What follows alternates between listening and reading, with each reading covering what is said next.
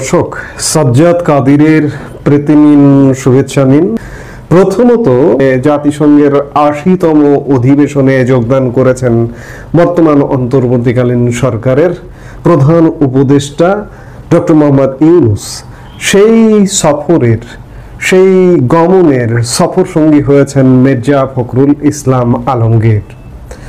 সফরসঙ্গী হয়েছেন ভালো কথা, কিন্তু তার স্ট্যাটাস, তার মর্যাদা নেমে গেছে। বিএনপি নির্বোধের মতো একটা কাজ করেছে। কারণটা হচ্ছে, বিএনপি হচ্ছে বাংলাদেশের একটি অন্যতম প্রধান বড় রাজনৈতিক দল। প্রধান রাজনৈতিক দল দুটির একটি হচ্ছে বিএনপি। সেই বিএনপির মহাসচিব মির্জা ফখরুল ইসলাম আলমগীর যে স্ট্যাটাসে ডক্টর মোহাম্মদ ইউনূসের সাথে সফরসঙ্গী হয়েছেন, তা বিএনপিকে উপরে ওঠেনি, বরঞ্চ বিএনপিকে নিচে নামিয়েছে। আমরা সফর নিয়ে গত দু একদিনে একাধিক ভিডিওতে কথা বলেছি। মির্জা ফখরুল ইসলামের তাকে যে অ্যাটিটিউডে তাকে দেখানো হয়েছে, সেটি সত্যিকার অর্থে মর্যাদা হানিকর। আরেকটি জিনিস, গতকালকে যখন মির্জা ফখরুল ইসলাম আলমগীরের ডক্টর ইউনূসের সফর সঙ্গী হিসেবে নানান আলাপ আলোচনা হচ্ছে, ঠিক তখনই একটি বিষয় প্রকাশিত হলো যে মির্জা ফখরুল ইসলাম আলমগীর ভারতের কলকাতার একটি বাংলা সংবাদ মাধ্যম এই সময় একটি সাক্ষাৎকার দিয়েছেন, এবং সেই সাক্ষাৎকারে তিনি আগামী ত্রয়োদশ জাতীয় সংসদ নির্বাচনে আওয়ামী লীগ, জাতীয় পার্টি, 14 দল সবার অংশগ্রহণের কথা বলেছেন। একই সাথে ভারতের সাথে সম্পর্ক উন্নয়নের কথা বলেছেন। তিনি আবারও কলেজ স্ট্রিটে গিয়ে বই কিনতে চান, সিনেমা থিয়েটার দেখতে চান, ইত্যাদি নানান কথা বলেছেন। সাক্ষাৎকারটিতে তিনি এসব কথা বলেছেন, কিন্তু পরক্ষণে যখন বাংলাদেশের জামায়াত ইসলামী কিংবা অন্যান্য এনসিপি যখন নানা রকম বিবৃতি, বক্তৃতা বাজি শুরু করলো, তখন মির্জা ফখরুল ইসলাম আলমগীর ভুল পাল্টা নেন। ভুল পাল্টায় তিনি বলবার চেষ্টা করলেন কলকাতার এই সময়ে সেই সাক্ষাৎকার সঠিক নয়। কোন রাজনৈতিক নেতা এরকম অবান্তর কথা বলতে পারে? আপনি বলুন। মির্জা ফখরুল ইসলামের ভাষ্য এমন। বাংলাদেশের একটি গণমাধ্যমের সঙ্গে তিনি সাক্ষাৎকার প্রসঙ্গে কথা বলেছেন।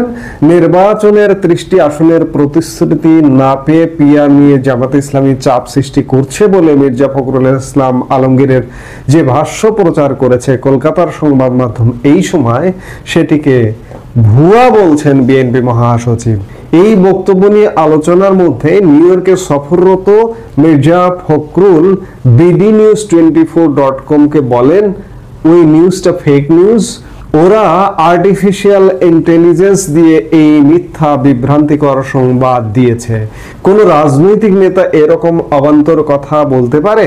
আপনি বলুন। এটা উদ্দেশ্যমূলক। কলকাতার এই সময়ে আমি এই ধরনের কোনো কথা বলিনি। মির্জা ফখরুল ইসলাম আলমগীর বলছেন এআই দিয়ে সাক্ষাৎকার করা হয়েছে। বিএনপি নেতারা আজকাল এই ধরনের প্রায় কথা বলছেন। যেমন দুদিন আগে বিএনপির স্থায়ী কমিটির সদস্য ডক্টর জাহিদ হোসেন বলেছেন যে আওয়ামী লীগের যে মিছিলগুলো দেখা যাচ্ছে সেগুলো নাকি এআই দিয়ে করা মিছিল। বাহ, এআই দিয়ে মিছিল করানো যায়, এআই দিয়ে সাক্ষাৎকার প্রচার করা যায়, কিন্তু মির্জা ফখরুল ইসলাম আলমগীর যে সাক্ষাৎকার দিয়েছেন এই সময়, সেটির প্রুভ করেছে এই সময় স্বয়ং নিজে। আমি গতকালকে দিনের মধ্যভাগে এই সময়ের সাক্ষাৎকারটা যখন পড়ি, তখন মির্জা ফখরুল ইসলাম আলমগীরের সাথে গুলশান কার্যালয়ে যিনি এই সময়ের যে প্রতিনিধি সাক্ষাৎকার নিয়েছেন, তার কোনো ছবি ওই সাক্ষাৎকারের মধ্যে পেস্ট করা ছিল না। কিন্তু মির্জা ফখরুল ইসলাম আলমগীর যখন এই কথাগুলো বলার শুরু করলেন, গতকাল সন্ধ্যা থেকে দেখছি যে মির্জা ফখরুল ইসলাম আলমগীরের সাথে তোলা ছবি সেই সাক্ষাৎকারে ছেটে দেওয়া হয়েছে।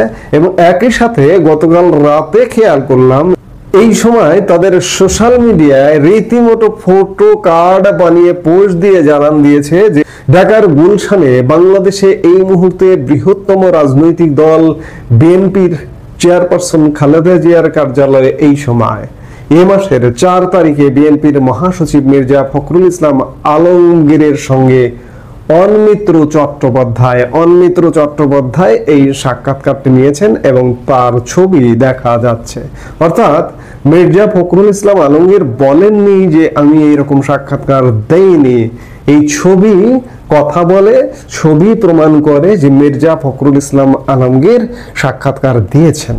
মির্জা ফখরুল ইসলাম আলমগীর তার সাক্ষাৎকারে যে কথাগুলো বলেছেন যে আওয়ামী লীগকে নির্বাচনে চায়, জাতীয় পার্টিকে চায়, কিংবা 14 দলকে চায়, কিংবা ভারতের সাথে আমরা সুসম্পর্ক বজায় রাখতে চাই, আবার স্বাভাবিক পরিবেশে ফিরতে চাই, আবার ভিসা সচল হবে, আমরা কলেজ স্ট্রিটে যাব, বই কিনবো, কলকাতায় সিনেমা থিয়েটার দেখবো, এগুলোই হচ্ছে সঠিক কথা, এগুলোই হচ্ছে বুদ্ধিমানের কথা, এগুলোই হচ্ছে জেনুইন কথা যাকে বলে সেটি। কিন্তু মির্জা ফখরুল ইসলাম আলমগীর যখন জামাত বিবৃতি দিল, বিশেষ করে জামাতের কাছে, জামাত বিএনপির কাছে 30টি আসন পাওয়া ইত্যাদি বিষয় নিয়ে বিবৃতি দিল, কিংবা এনসিপি বলছে যে আওয়ামী লীগকে ফেরাতে চাইলে বিএনপির খবর হবে, খবর আছে ইত্যাদি যখন হম্বিতম্বি শুরু করলো, তখন মির্জা ফখরুল ইসলাম আলমগীর ভুল পাল্টিয়ে ফেললেন। এতে করে বিএনপি আরেকবার ক্ষতিগ্রস্ত হলো। নিউ ইয়র্ক সফরে প্রধান উপদেষ্টার সাথে গুরুত্বহীনভাবে বিএনপির মতো এত বড় একটা দলের মহাসচিব গিয়ে ক্ষতিগ্রস্ত হলো। আরেকটি সাক্ষাৎকারে সত্য কথা বলে, সঠিক কথা বলে সেটি বেমালুম অস্বীকার করার ফলে বিএনপি আবারও ক্ষতিগ্রস্ত হলো। বিএনপি আসলে সত্যিকার অর্থে বিলুপ্তির পথে হাঁটছে বলে প্রতি পদক্ষেপে মনে হয়। আমি গতকালকের একটি ভিডিওতেও বলেছি যে ডাকসু নির্বাচনে বিএনপির 0 আসন। বিএনপির বাস্তবতাটা কিন্তু ধীরে ধীরে ওদিকেই যাচ্ছে। বিএনপি বিলুপ্তের পথে হাঁটছে। এই ধরনের একটা বিশাল দল, এই মুহূর্তে বাংলাদেশে অনেক বড় দল, এটা অস্বীকার করার কোনো উপায় নেই। আওয়ামী লীগের প্রকাশ্য কার্যক্রম সরকারিভাবে নিষেধ করে রাখা আছে। সেই জায়গায় বিএনপির একটা বিরাট সুযোগ ছিল যে বাংলাদেশের রাজনৈতিক মঞ্চ পুরোপুরি দখল করে নেওয়া, পুরোপুরি নিজেদের আয়ত্তে আনা। কিন্তু জামাতি কৌশলের কাছে বিএনপি প্রতিনিয়ত ধরাশয়ী হচ্ছে এবং আগামী দিনগুলোতে আরো বড় ধরনের ধরাশয়ী হবে এবং বিএনপি আস্তে আস্তে আসলে বিলুপ্তির পথে হাঁটছে বলে প্রতীয়মান হচ্ছে। অন্যদিকে আওয়ামী লীগ কিন্তু ফিরছে। আপনারা ইতিমধ্যেই আওয়ামী লীগের ফেরা, নড়া চড়া বুঝতে পারছেন। সাম্প্রতিক সময়ে আপনারা নিশ্চয়ই দেখলেন যে নিউ ইয়র্কে আওয়ামী লীগ জয়ী হয়েছে। প্রধান উপদেষ্টা doctor Mohammad Yunus new York সফরে গেলেন। আওয়ামী লীগ তার সফরের প্রতিবাদ করবে, প্রতিরোধ করবে, মিছিল করবে, সমাবেশ করেছে এবং সফর সঙ্গীদের হেনস্থা করেছে। বাংলাদেশে আওয়ামী লীগের গত সামান্য কয়েকদিনে অসংখ্য মিছিল হয়েছে, প্রায় 100-র কাছাকাছি। অর্থাৎ আওয়ামী লীগ যে ফিরে আসবে, ফিরে আসার একটা নড়াচড়া পাওয়া যাচ্ছে, যার দরুন বিএনপির অবস্থা আসলে বিএনপি কোন পক্ষে আরেকবার প্রমাণ হলো যে বিএনপি আসলে কোন পক্ষে। বিএনপির কোনো দৃঢ় অবস্থান নেই। এটি আরেকবার প্রমাণ হলো। মির্জা ফখরুল ইসলাম আলমগীর সাক্ষাৎকার দিয়ে আবার পরক্ষণে বলছেন যে আমি সাক্ষাৎকার দেইনি, এভাবে দেইনি, এআই দিয়ে এগুলো করা হয়েছে। সাক্ষাৎকার কিংবা মুখের কথা এগুলো কিন্তু বন্দুকের গুলির মতো। আজকের সাক্ষাৎকার শুধুমাত্র পত্রিকায় লেখা হয় না, কিন্তু আজকের সাক্ষাৎকার রেকর্ড করা হয়। আগে থেকেই রেকর্ড করা হতো। রেকর্ড করে তারপরে যিনি ইন্টারভিউ নেন তিনি আবার সেটি লিখে তিনি সেটা পত্রিকায় ছাপাবার উপযোগী করতেন। কাজেই মির্জা ফখরুল ইসলাম আলমগীরের সাক্ষাৎকারের নিশ্চয়ই রেকর্ড আছে। সেই রেকর্ডটা আগামীকালকে যদি এই সময় প্রকাশ করে দেয় তাহলে কোথায় যাবেন মির্জা ফখরুল ইসলাম আলমগীর? মির্জা ফখরুল ইসলাম আলমগীরের সাথে শুধুমাত্র ছবি প্রকাশ করেছে গুলশান কার্যালয়, কিন্তু রেকর্ডটা যদি প্রকাশ করে দেয় তখন মির্জা ফখরুল ইসলাম আলমগীর কি করবেন? আসলে সবকিছু মিলিয়ে বিএনপি একটা বিরাট সুযোগের মধ্যে ঢুকে গিয়েছিল। আওয়ামী লীগের পতন মানে বিএনপি ক্ষমতায় আসা, এবং আওয়ামী লীগের এত দ্রুত ফেরবারও কথা ছিল না, কিংবা আবার রিপিট ক্ষমতায় আসবারও কথা ছিল না।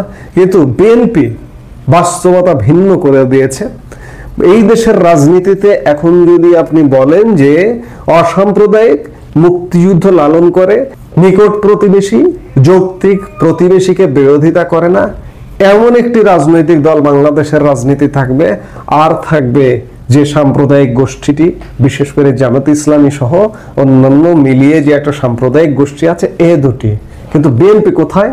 বিএনপি মুক্তিযুদ্ধকেও লালন করা দেখা যাচ্ছে না। আমি এই কথাগুলো আগেও বলেছি, আবারও বলছি যে প্রতিবেশী দেশকে, প্রতিবেশী দেশের প্রতি তাদের যে শ্রদ্ধাবোধ, সম্মানের জায়গা এবং বিরোধিতা করে না, সেটিও দেখা যাচ্ছে না। বিএনপি কোথায় আসলে? বিএনপির অবস্থান কোথায়? আমরা অবস্থান দেশের মানুষ খুঁজে পায় না। সেই জায়গা থেকে Awami League must come back করবে এবং বিএনপি বিলুপ্ত হবে এবং আওয়ামী লীগের যুদ্ধ হবে সাম্প্রদায়িক শক্তি জামাতের সঙ্গে।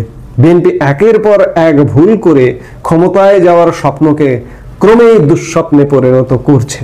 সম্প্রতি শেখ হাসিনা আওয়ামী লীগের নেতৃত্বে যে তার পুত্র সজীব ওয়াজেদ জয় এবং কন্যা সাইমা ওয়াজেদ পুতুলকে ভাবছেন, সেটি নিয়ে একটি মতামত কলাম প্রকাশিত হয়েছে। আমি মতামত কলামের কিছু বিষয় উল্লেখ করবার পর আমি আমার মতো করে মতামত দেব যে শেখ হাসিনা যে নির্ধারণ করেছেন যে তার আগামীর উত্তরসূরি হবেন সজীব ওয়াজেদ জয় কিংবা সাইমা ওয়াজেদ পুতুল, সেটি কতটা যুক্তিযুক্ত। আমি শুরুতেই আগে বলে নিই যে এক কথায় নিঃসন্দেহে যুক্তিযুক্ত। শেখ হাসিনা যদি তার পরিবার থেকে আওয়ামী লীগের আগামীর নেতৃত্ব নির্ধারণ না করেন, তাহলে আওয়ামী লীগ বহু ভাগে বিভক্ত হবে। আমি এই কথাটা বলেই আমি দ্য প্রিন্টার দ্বীপ হোল্ডারের আর্টিকেলের উল্লেখযোগ্য বিষয়গুলো আপনাদের সামনে একটু তুলে ধরি, তারপরে কথা বলতে চাইছি। সাবেক প্রধানমন্ত্রী শেখ হাসিনা ও তার দলের একটি বড় অংশ ভারতে কেবল আশ্রয় নেয়নি, তারা মনে হচ্ছে অনুপ্রেরণাও নিচ্ছেন দেশটির প্রাচীনতম রাজনৈতিক দল কংগ্রেসের কাছ থেকে। ভারতের ঘনিষ্ঠ হওয়ার কারণে যেমন শেখ হাসিনা নিজ দেশে ব্যাপক অজনপ্রিয় হয়ে পড়েছেন, এবার ভারতীয় রাজনীতির শ্বাস অনুসরণ করলে বাংলাদেশিদের কাছে আওয়ামী লীগের প্রতি আস্থা ফেরার কোনো সম্ভাবনা নেই। বাংলাদেশে আগামী জাতীয় নির্বাচন 2026 সালের ফেব্রুয়ারিতে হওয়ার কথা। এরই মধ্যে ক্ষমতাচ্যুত প্রধানমন্ত্রী শেখ হাসিনার পর আওয়ামী লীগের হাল ধরবেন কে, তা নিয়ে দলে গভীর চিন্তা ভাবনা চলছে। আন্তর্জাতিক অপরাধ ট্রাইব্যুনালে বিচার শেষ না হওয়া পর্যন্ত সন্ত্রাস বিরোধী আইনের আওতায় আওয়ামী লীগের সব রাজনৈতিক কার্যক্রম নিষিদ্ধ। তবে তাতে দমে না গিয়ে দলটির নেতৃত্বের ক্ষেত্রে রাহুল প্রিয়াঙ্কা মডেল নিয়ে ভাবছে। ভারতে রাহুল প্রিয়াঙ্কা মডেল কতটা কার্যকর তা নিয়ে মতভেদ রয়েছে। তবে বাংলাদেশে বিশেষত 2024 সালের জুলাই বিপ্লবের পর যেভাবে শেখ হাসিনা ক্ষমতাচ্যুত হলেন, সেই প্রেক্ষাপটে এই ফর্মুলা কার্যকর হওয়ার কোনো সুযোগই নেই। শেখ হাসিনার চাওয়াটাকেই সেটি বলা হয়েছে। 8 সেপ্টেম্বর বিবিসি বাংলা একটি প্রতিবেদন প্রকাশ করে। সেখানে বলা হয়, কংগ্রেসের মতো পারিবারিক নেতৃত্বের ধাঁচে আওয়ামী লীগকে সাজাতে চাইছেন শেখ হাসিনা। যেমন কংগ্রেসের রাহুল ও প্রিয়াঙ্কা গান্ধী সংসদে আছেন, ঠিক তেমনি শেখ হাসিনা তার ছেলে মেয়েকে সামনে আনতে চাইছেন। প্রতিবেদনে বলা হয়, শেখ হাসিনার ছেলে সজীব ওয়াজেদ জয় বর্তমানে যুক্তরাষ্ট্রে আছেন। তিনি আওয়ামী লীগের মুখপত্র হয়ে উঠেছেন। তিনি আন্তর্জাতিক গণমাধ্যমে বাংলাদেশ রাজনীতি ও আওয়ামী লীগের অবস্থান তুলে ধরছেন। অন্যদিকে শেখ হাসিনার মেয়ে সাইমা ওয়াজেদ পুতুল বিশ্ব স্বাস্থ্য সংস্থার দক্ষিণ পূর্ব এশিয়ার আঞ্চলিক পরিচালক ছিলেন। তিনি দলের ভেতরের গুরুত্বপূর্ণ কাজ সামলাচ্ছেন। বক্তৃতা লেখা, রাজনৈতিক কর্মসূচি পরিকল্পনা করা ও কূটনৈতিক বৈঠকে মায়ের প্রতিনিধিত্ব করা, এসব দায়িত্বে তিনি সক্রিয়। শেখ হাসিনার ভাগিনা রাদওয়ান মুজিব সিদ্দিক ববিও শেখ হাসিনার সন্তানদের সহায়তায় থাকবেন বলে জানা গেছে। প্রতিবেদনটি আরো জানায়, দলের কেন্দ্রীয় নেতৃত্বেও পরিবর্তন আসছে। 5ই আগস্ট 2024 সালে শেখ হাসিনা সরকার পতনের আগে আওয়ামী লীগের অন্যতম মুখ ছিলেন সাবেক মন্ত্রী ওবায়দুল কাদের। তিনি এখনো দলের সাধারণ সম্পাদক হলেও ভারতে পালানোর পর থেকে শেখ হাসিনার সঙ্গে তার সাক্ষাৎ হয়নি। শেখ হাসিনার নতুন ঘনিষ্ঠ মহলে আছেন সাবেক স্বরাষ্ট্রমন্ত্রী আসাদুজ্জামান খান কামাল, সাবেক এমপি ও বর্তমান যুগ্ম সম্পাদক বাহাউদ্দিন নাসিম এবং সাবেক বস্ত্র ও পাট মন্ত্রী আওয়ামী লীগের প্রেসিডিয়াম সদস্য জাহাঙ্গীর কবির নানক। কলকাতায় একটি অস্থায়ী কার্যালয় থেকে আওয়ামী লীগের কার্যক্রম চলছে, আর দিল্লিতে গিয়ে তারা শেখ হাসিনার পরামর্শ গ্রহণ করেন। বিবিসির প্রতিবেদন অনুযায়ী আওয়ামী লীগ মহলে ব্যাপকভাবে বিশ্বাস করা হচ্ছে যে গান্ধী পরিবারের সঙ্গে শেখ হাসিনা পরিবারের পুরনো সম্পর্কই তাকে সন্তানদের হাতে দল ছেড়ে দেওয়ার দিকে প্রলুব্ধ করছে। রাহুল গান্ধীর ভারত জড়ো যাত্রাকেও তিনি প্রশংসা করেছেন এবং এর প্রভাব দেখে মুগ্ধ হয়েছেন। রাহুল প্রিয়াঙ্কার রাজনৈতিক পথ চলা নিয়েও তার আগ্রহ রয়েছে, যা আওয়ামী লীগে প্রয়োগ করতে তিনি মনস্থ করেছেন। দ্য প্রিন্টের এই আর্টিকেল ভুল হিসেবে লিখেছে, শেখ হাসিনার বিরুদ্ধে সবচেয়ে বড় অভিযোগগুলোর একটি ছিল ব্যাপক দুর্নীতি, যার সুবিধাভোগী ছিলেন তার পরিবারের সদস্যরা ও দলের শীর্ষ নেতৃত্ব। যদিও 2024 সালের জুলাই বিপ্লব শুরু হয় সরকারি চাকরিতে কোটার ইস্যুতে, পরে তা রূপ নেয় শেখ হাসিনার সরকার বিরোধী অভ্যুত্থানে, যা আসলে প্রজন্মের আকাঙ্ক্ষাকে অগ্রাহ্য করে বংশ পরম্পরাগত শাসনের বিরুদ্ধে ছিল। আর্টিকেলে আরো লেখা হয়েছে, এই গত 17 সেপ্টেম্বর বাংলাদেশি গণমাধ্যমে খবর আসে শেখ হাসিনা, তার ছেলে জয় ও মেয়ে পুতুল ও আরো কয়েকজনের বিরুদ্ধে ভূমি সংক্রান্ত দুর্নীতি মামলায় 3টি ভিন্ন ঘটনায় 5 জন সাক্ষ্য দিয়েছেন। যুক্তি দেওয়া যায়, এ ধরনের কিছু মামলা হয়তো ডক্টর মোহাম্মদ ইউনূসের নেতৃত্বাধীন অন্তর্বর্তী সরকারের রাজনৈতিক উদ্দেশ্য প্রণোদিত। তবে জনগণের রাগ ক্ষোভ যে শেখ হাসিনা পরিবারের দিকেই, তা অস্বীকার করা যায় না। শেখ হাসিনা সরকারের পতনের পরপরই ক্ষুব্ধ জনতা কেবল বঙ্গবন্ধু শেখ মুজিবুর রহমানের ভাস্কর্য ভাঙেনি, ধানমন্ডি 32 নম্বর বাড়িটিও ধ্বংস করেছে, যেটি তার স্মৃতিসৌধ হিসেবে ছিল। সেখানে 1975 সালের 15ই আগস্ট তাকে হত্যা করা হয়। এতটাই ছিল মানুষের ক্ষোভ, যা তারা জাতির পিতাকেও জাতীয় স্মৃতি থেকে মুছে ফেলতে চেয়েছে। এই পরিস্থিতিতে হাসিনার সন্তানের হাতে আওয়ামী লীগের নেতৃত্ব হস্তান্তরের সিদ্ধান্ত কতটা বুদ্ধিমানের কাজ, এই আর্টিকেলটিতে জিজ্ঞেস করা হয়েছে। আর্টিকেলটি বলছে যে আরেকটি ভুল পদক্ষেপ নিতে যাচ্ছে আওয়ামী লীগ বা আওয়ামী লীগ প্রধান শেখ হাসিনা। আর্টিকেলটিতে প্রশ্ন করা হয়েছে, জনগণ কিভাবে তা মেনে নেবে যদি 2026 সালের ফেব্রুয়ারিতে নির্বাচন হয়ও বর্তমান রাজনৈতিক পরিস্থিতিতে আওয়ামী লীগের অংশগ্রহণের কোনো সম্ভাবনা নেই, ফলে দলটি কিছুদিন ক্ষমতার বাইরে থাকবে। এই সময় দলীয় নেতৃত্বের উচিত নতুন রাজনৈতিক মডেল তৈরি করা, যা তরুণ প্রজন্মকে আকর্ষণ করবে। যে বংশানুক্রমিক রাজনীতির বিরুদ্ধে তারা বিদ্রোহ করেছিল, সেই রাজনীতিতে ফিরে গেলে কোনো লাভ হবে না। আপনারা আর্টিকেলটির মতামত শুনলেন। আমার কথা শুরুতে যেমন করে শুরু করেছিলাম যে শেখ হাসিনা যে সিদ্ধান্ত নিয়েছেন জয় পুতুলকে নেতৃত্বে আনবেন, এটি যথার্থ সিদ্ধান্ত নিয়েছেন। আমি আবারও বলতে চাই, যদি বঙ্গবন্ধু পরিবারের বাইরে আওয়ামী লীগ নেতৃত্বে এই মুহূর্তে আসে, আওয়ামী লীগ যেহেতু এখন দুঃসময়ে, এই দুঃসময়ে ওই পরিবার ছাড়া আওয়ামী লীগ বহু ভাগে বিভক্ত হয়ে যাবে। সত্যিকার অর্থে পরিবারতন্ত্র একটি বৈশ্বিক বাস্তবতা, এই বাস্তবতাকে অস্বীকার করবার কোনো উপায় নেই। আমাদের উপমহাদেশে তো এটি আরো তীব্রভাবে, ভারতে যেমন জাতীয় কংগ্রেস আছে, তেমনি পাকিস্তানে, শ্রীলঙ্কায়, বিভিন্ন জায়গায়, পাকিস্তানে নওয়াজ শরীফের মুসলিম লীগ, নওয়াজ শরীফের ভাই শাহবাজ শরীফ এখন পাকিস্তানের প্রধানমন্ত্রী, কিংবা ভুট্টো পরিবারের পিপলস পার্টি, ভুট্টো পরিবারের বেনজির ভুট্টোর হাজবেন্ড আসিফ আলী জারদারি এখন পাকিস্তানের প্রেসিডেন্ট। আপনারা এই বিষয়গুলো দেখলেই পরিষ্কার হন যে উপমহাদেশে পরিবারতন্ত্র তো বটেই, এমনকি ফার্স্ট ওয়ার্ল্ডের কথা যদি বলেন, ইউরোপ আমেরিকার কথা বলেন, তাহলে সেখানেও দেখতে পারবেন যে পরিবারের যোগ্য কেউ যদি রাজনীতিতে আসতেই পারে। যুক্তরাষ্ট্রের বুশ পরিবার, কেনেডি পরিবার কিংবা ক্লিন্টন পরিবারের বা যুক্তরাষ্ট্রের রাজনীতিতে প্রভাবের কথা আপনারা নিশ্চয়ই অস্বীকার করতে পারবেন না। কিংবা সাম্প্রতিক সময়ে ডোনাল্ড ট্রাম্পের ছেলে ব্যারন ট্রাম্পকে সম্প্রতি রিপাবলিকান পার্টির জাতীয় সম্মেলনের জন্য প্রতিনিধি হিসেবে বাছাই করা হয়েছিল, যদিও পরে তিনি নিজেই সরে দাঁড়ান। অনেকের মতে তাকে ভবিষ্যতে বড় কোনো রাজনৈতিক দায়িত্বের জন্য তৈরি করা হতে পারে। ডোনাল্ড ট্রাম্প পরিবার থেকে যে আগামীতে রাজনীতিতে আসবে, সেটি তার ছোট সন্তান হোক কিংবা বড় সন্তান হোক কিংবা যেই হোক না কেন, ডোনাল্ড ট্রাম্প পরিবার থেকে মার্কিন যুক্তরাষ্ট্রের রাজনীতিতে আগামীতে আসবে। আবার কানাডার সাবেক প্রধানমন্ত্রী জাস্টিন ট্রুডোর কথা আপনারা নিশ্চয়ই জানেন। তার বাবা পিয়েরে ট্রুডোর রাজনৈতিক উত্তরাধিকার হিসেবে দেশ পরিচালনা করেছেন তিনি। ইউরোপের দেশ বেলজিয়ামের রাজনীতিতেও পরিবারতন্ত্রের উপস্থিতি দেখা যায়। একটি গবেষণায় দেখা গেছে সংসদ সদস্যদের প্রায় 10%-এর বাবা বা মা আগে সংসদ সদস্য ছিলেন। এটা রাজনৈতিক উত্তরাধিকার ধারণার প্রমাণ বহন করে। যদিও ইউরোপে এ ধরনের প্রবণতা তুলনামূলক কম, তারপরে এটি একেবারে অনুপস্থিত নয়। জাপানে পরিবারতন্ত্রের একটি প্রাতিষ্ঠানিক রূপ রয়েছে। জাপানের হাউস অফ রিপ্রেজেন্টেটিভসের 30% সদস্য উত্তরাধিকার সূত্রে রাজনীতিতে এসেছেন, আর শাসক দল এলডিপির প্রায় 40% সদস্যই কোনো না কোনো রাজনৈতিক পরিবারের সন্তান।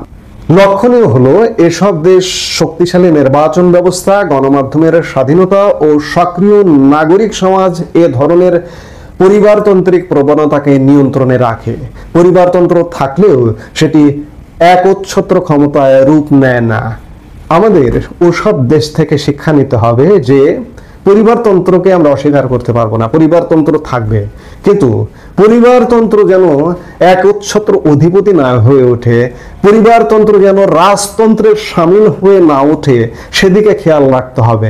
সব কথার শেষ কথা বলতে চাই যে আওয়ামী লীগ প্রধান শেখ হাসিনা তার উত্তরাধিকার নির্ধারণের জন্য তিনি যে পরিবার থেকেই চিন্তা ভাবনা করেছেন, বিবিসি বাংলা যে রিপোর্টটি করেছিল সেটির সার বক্তব্য যদি সঠিক হয়ে থাকে, তাহলে প্রধানমন্ত্রী শেখ হাসিনা যথার্থ সিদ্ধান্ত নিয়েছেন বলেই আমি সাজ্জাদ কাদের আমার মতামত ব্যক্ত করতে চাই।